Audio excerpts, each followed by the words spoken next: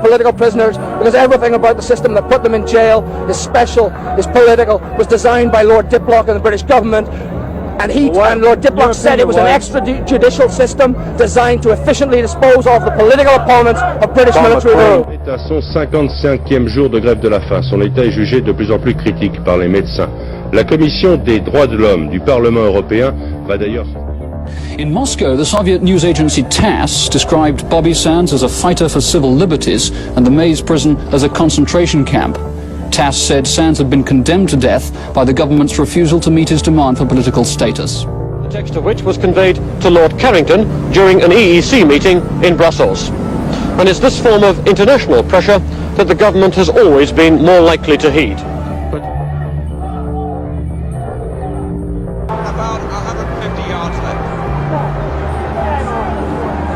Demonstrators hurried out of the way. Among anti-British demonstrations in various countries, including Australia and Greece, one of the least expected was in Norway, where a group of IRA sympathisers jeered the Queen as she arrived to start a visit.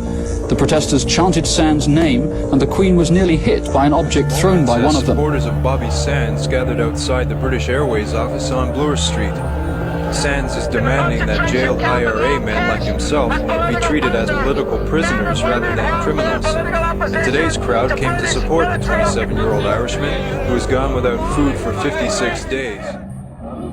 At the European Parliament, now in session in Strasbourg, a debate on the situation in the Maze prison has been fixed for Thursday, but British Conservative MEPs hope to prevent it on the grounds it would only exacerbate a highly charged situation.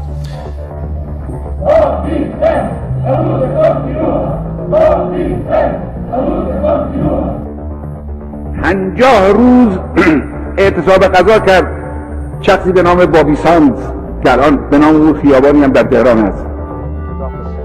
We met Father McGee in an ante-room in the prison hospital about 2:45 this afternoon.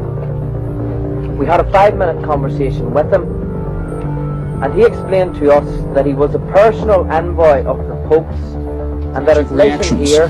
Vatican Radio said the judgment on the action of Bobby Sands and his companions is entrusted to the mercy of God.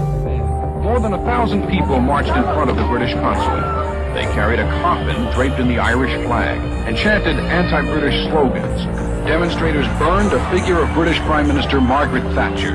Mrs. Thatcher, she thought she was winning and she was losing. It was the biggest loss. Politically, she was losing. La reazione della comunità cattolico-repubblicana in tutta l'Irlanda del Nord alla morte del 27enne Robert Sands all'alba di oggi. A congressman from New York said British policy in Northern Ireland was morally bankrupt.